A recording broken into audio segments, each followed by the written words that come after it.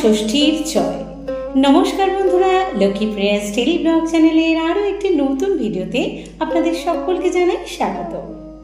আশা করি মা ষষ্ঠীর কৃপায় আপনারা সকলে ভালো আছেন এবং সুস্থ আছেন। বন্ধুরা, বৈশাখ পেরিয়ে জ্যৈষ্ঠর বাংলার প্রতি মাসেই এক একটি ষষ্ঠী ব্রত পালিত হয়। জ্যৈষ্ঠ মাসের মাঝামাঝি সময়ে যখন আম কাঁঠালের পাকা গন্ধে চারিদিক সুবাসিত, তখনই বাংলার ঘরে ঘরে খুব ঘটা করে পালিত হয় জামাই ষষ্ঠী ব্রত। প্রতি বছর জ্যৈষ্ঠ মাসের শুক্লপক্ষের ষষ্ঠী তিথিতে মা ষষ্ঠীর পূজা অর্চনার মধ্য দিয়ে জামাই ষষ্ঠী ব্রত পালন করা হয়। তবে এই বছর কিন্তু তা জ্যৈষ্ঠ মাসের পরিবর্তে আষাঢ় মাসে পড়েছে। যেহেতু জ্যৈষ্ঠ মাস এবছর মল মাস পড়েছে পঞ্জিকা অনুযায়ী, সেই জন্য আষাঢ় মাসের শুরুতেই পালিত হবে জামাই ষষ্ঠী ব্রত। তবে কবে পড়েছে জামাই ষষ্ঠী ব্রত, সঠিক তারিখ আমরা আপনাদের জানাবো। পঞ্জিকা অনুযায়ী জামাইকে আশীর্বাদ করার শুভ সময় কখন থাকতে চলেছে, কিভাবে জামাইকে খাতির করবেন, ষষ্ঠীর নিয়মই বা কি রয়েছে, কোন ভুল ত্রুটি বা খামতি থেকে যাবে কিনা, তো শাশুড়িদের মনে এই সমস্ত রকম প্রশ্ন কিন্তু বারবার উঁকি মারছে। সমস্ত প্রশ্নের উত্তর নিয়ে রয়েছে আজকের এই ভিডিওটি। তার সাথেই জেনে নেব এই দিন ষষ্ঠীর পূজায় কি কি উপকরণ লাগবে, আর এই ষষ্ঠী ব্রত পালনের সঠিক নিয়মই বা কি রয়েছে। তো চলুন বন্ধুরা, দেরি না করে ভিডিওটির মূল পর্বে যাওয়া যাক। যদি ভিডিওটি অত্যন্ত গুরুত্বপূর্ণ হতে চলেছে, এই ভিডিও থেকে আপনি জামাই ষষ্ঠী সংক্রান্ত সমস্ত রকম তথ্য কিন্তু পেয়ে যাবেন। তাই ভিডিওটি শুরু থেকে শেষ পর্যন্ত মনোযোগ সহকারে দেখতে থাকুন। আশা করি এই ভিডিও থেকে আপনি অনেক বেশি উপকৃত হতে পারবেন, এবং ভিডিওটি ভালো লাগলে একটি লাইক করে শেয়ার করে দেবেন আপনার আত্মীয় স্বজন বন্ধু বান্ধবদের মধ্যে, যাতে তারাও এই ভিডিওর মাধ্যমে অনেক বেশি উপকৃত হতে পারে। এবং কমেন্টে জয় মা ষষ্ঠী কথাটি ভক্তি ভরে লিখে যাবেন। এবং যারা চ্যানেলে নতুন রয়েছেন অবশ্যই চ্যানেলটিকে সাবস্ক্রাইব করে পাশে থাকা বেল বাটনটি ক্লিক করে অল নোটিফিকেশন অন করে রাখবেন, যাতে আমার এই ধরনের আধ্যাত্মিকমূলক ভিডিওগুলি খুব তাড়াতাড়ি আপনার কাছে পৌঁছে যেতে পারে। তো চলুন বন্ধুরা, ভিডিওটির মূল পর্বে যাওয়া যাক। জ্যৈষ্ঠ মাসের শুক্লপক্ষের ষষ্ঠী তিথিতেই জামাই ষষ্ঠী, অরণ্য ষষ্ঠী বা স্কন্দ ষষ্ঠী পালন করা হয়। এই দিনে জামাই তার মঙ্গল কামনার শাশুড়ি মায়ের শাশুড়ি মায়েরা তার উপবাস করে ব্রত পালন করে থাকেন। ষষ্ঠী মায়ের ব্রত সাধারণত মেয়ে এবং জামাই উভয়েরই মঙ্গল কামনার জন্যই এই ব্রত বিশেষভাবে পালন করা হয়। এবার জেনে নেওয়া যাক যে এই ব্রত পালন করতে আপনাদের কি কি উপকরণ লাগবে।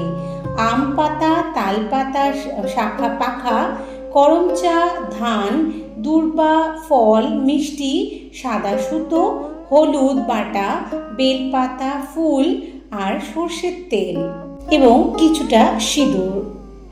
এবার চলুন জেনে নেওয়া যাক ষষ্ঠী তিথি কখন থেকে শুরু হচ্ছে। ষষ্ঠী তিথি শুরু হতে চলেছে 19শে জুন, চৌঠা আষাঢ়, শুক্রবার রাত্রি 10:18 থেকে শুরু হচ্ছে ষষ্ঠী তিথি। আর এই ষষ্ঠী তিথি সমাপ্ত হতে চলেছে 20শে জুন, 5ই আষাঢ়, শনিবার রাত্রি 8:59। অর্থাৎ এই পরিস্থিতিতে উদয় তিথি অনুযায়ী কিন্তু 20শে জুন, 5ই আষাঢ়, শনিবার দিন জামাই ষষ্ঠী বা অরণ্য ষষ্ঠী এবং স্কন্দ ষষ্ঠী পালিত হবে। এবার চলুন বন্ধুরা, জেনে নেওয়া যাক যে জামাই ষষ্ঠীর ব্রত পালনের শুভ সময় কখন থাকতে চলেছে। এই দিন মাহেন্দ্র যোগ থাকতে চলেছে সকাল 5:56 মধ্যে এর পরবর্তী 9:29 থেকে শুরু করে দুপুর 12:09 মধ্যে মাহেন্দ্র যোগ শেষ হচ্ছে এবং 9:29 থেকে 12:09 পর্যন্ত এই সময়টি অত্যন্ত শুভ বলে ধরা হচ্ছে। কোনো রকম বারবেলা থাকছে না এই সময়ের মধ্যে। আপনারা জামাই ষষ্ঠীর ব্রত পালন করতে পারেন। এর পরবর্তীতে অমৃত যোগ থাকতে চলেছে দুপুর 3:42 থেকে শুরু করে সন্ধে 6:22 মধ্যে। আবার রাত্রি 7:04 থেকে শুরু করে রাত্রি 7:47 মধ্যে। আবার রাত্রি 11:21 থেকে শুরু করে রাত্রি 1:29 মধ্যে এবং এর পরবর্তী মধ্যরাত্রি 2:55 থেকে শুরু করে শেষ রাত্রি 4:55 মধ্যে। শাস্ত্রমতে এই পুজোয় কাঁঠাল পাতার উপর 5, 7 বা 9 রকমের ফল কেটে সাজিয়ে রাখা হয়।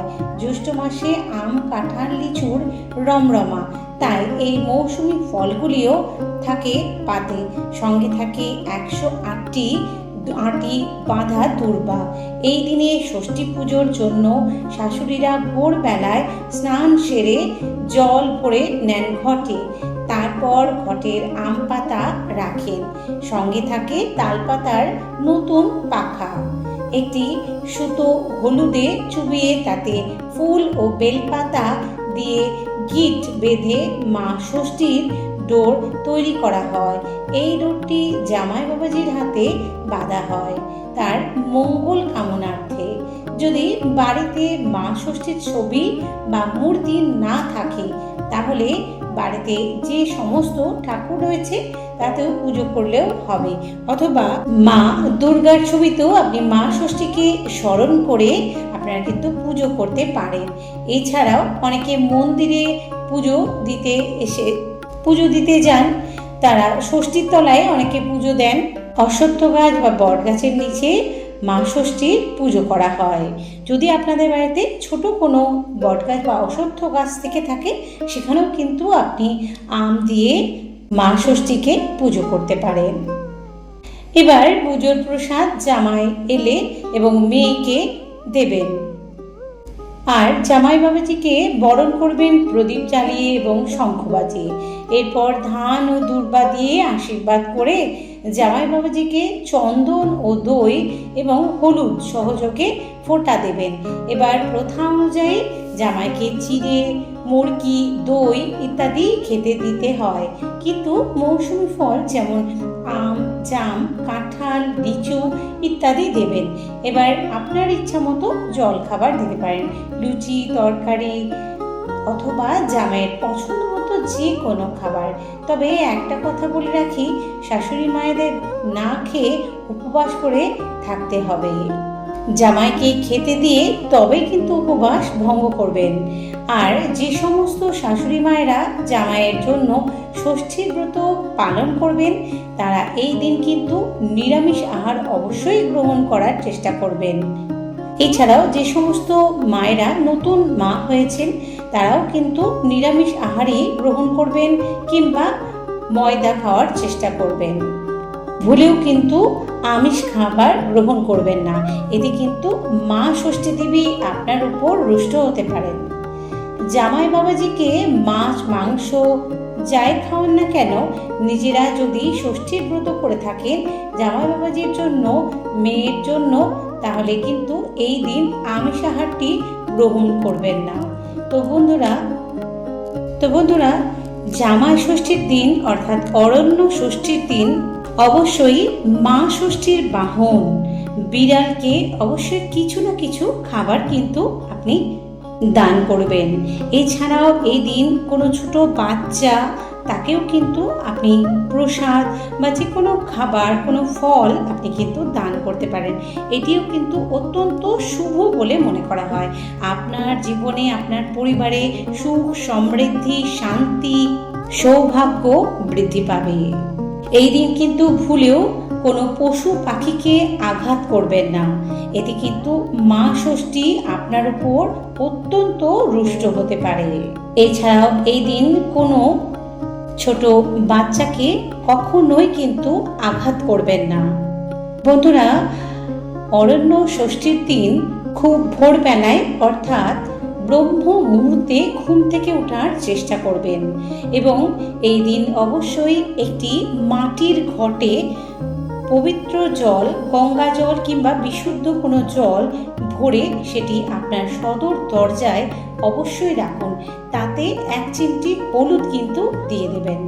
এতে কিন্তু ইতিবাচক শক্তির প্রবেশ ঘটবে আপনার বাড়িতে এবং নেতিবাচক শক্তির বিনাশ হবে। এছাড়াও এই দিন অবশ্যই আপনি উপবাস রাখুন কিংবা না রাখুন, একটি ছোট মাটির প্রদীপে অবশ্যই সর্ষের তেল দিয়ে প্রদীপটি প্রজ্বলিত করুন এবং কোনো অশ্বত্থ গাছের নিচে সেটি প্রজ্বলন করে আসুন। তারপরে দেখবেন আপনার জীবনে বিভিন্ন রকমের যত সমস্যা রয়েছে, সেটি শারীরিক হোক, মানসিক হোক কিংবা আর্থিক, সেটি কিন্তু খুব তাড়াতাড়ি কেটে যাবে এবং এই কাজটি কিন্তু আপনি সূর্যাস্তের পর করবেন। যখন সূর্যাস্ত হয়ে যাবে অর্থাৎ সন্ধেবেলায় আপনি অশ্বত্থ গাছের নিচে একটি মাটির প্রদীপ, তাতে সর্ষের তেল পরে সেটি প্রজ্বলন করে মা ষষ্ঠীর নামে আপনি সেটি নিবেদন করে আসুন। দেখবেন আপনার জীবনে কিন্তু বিভিন্ন রকমের যে সমস্ত এতদিন ধরে সমস্যা চলছিল, আপনার পারিবারিক অশান্তি হতে পারে বা আপনার মেয়ে জামাই এরকম সমস্যা হতে পারে, সেগুলি কিন্তু খুব দ্রুত কেটে যাবে এবং সঙ্গে সঙ্গে আপনার মনের মনস্কামনাগুলি বলে সেখান থেকে চলে আসবেন।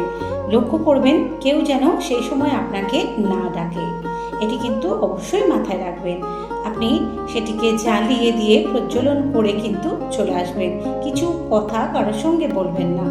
এবং যাদের বাড়িতে অশ্বত্থ গাছ রয়েছে, ছোট হোক বড় হোক, সেখানেও কিন্তু আপনি এই কাজটি করতে পারেন। একান্তই যদি মন্দিরে যাওয়া সম্ভব না হয় বা কোনো আশেপাশে অশ্বত্থ গাছ না থাকে, সেক্ষেত্রে আপনি আপনার বাড়ির সদর দরজায় এই প্রদীপটি প্রজ্বলিত করুন এবং মনে মনে আপনার মনস্কামনাটি জানান মা ষষ্ঠী দেবীর কাছে।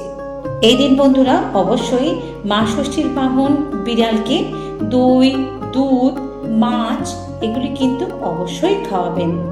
এছাড়াও বন্ধুরা এই দিন মা ষষ্ঠী দেবীকে হলুদ ফুল এবং লাল ফুল অবশ্যই নিবেদন করবেন।